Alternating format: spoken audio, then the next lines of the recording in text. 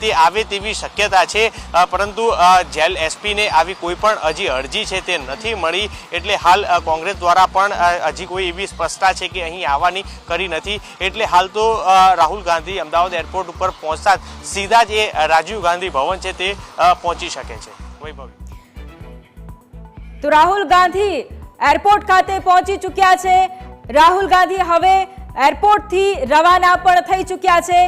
આ સીધા દ્રશ્યો અત્યારે આપ જે પ્રમાણે જોઈ રહ્યા છો, રાહુલ ગાંધી હવે રાજીવ ગાંધી ભવન જાય છે કે પછી સાબરમતી જેલ ખાતે જાય છે તે જોવું રહેશે, કારણ કે સત્તાવાર રીતે અત્યારે કોઈ જ અપડેટ નથી આપવામાં આવ્યું, પરંતુ રાહુલ ગાંધી અત્યારે અમદાવાદ એરપોર્ટ પર પહોંચી ચૂક્યા છે। રાહુલ ગાંધી સાથે પ્રભારી મુકુલ વાસનિક પણ છે, તેમની સાથે શક્તિસિંહ ગોહિલ પ્રદેશ અધ્યક્ષ તેઓ પણ હાજર છે, અમિત ચાવડા તેઓ પણ તેમની સાથે અત્યારે હાજર જોવા મળી રહ્યા છે। પાછળ પોલીસનો એક કાફલો પણ જોવા મળી રહ્યો છે।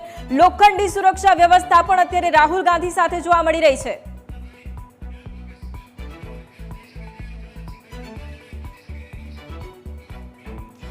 સંવાદદાતા મિહિર અમારી સાથે સતત આ જ મુદ્દે લાઈવ છે। મિહિર,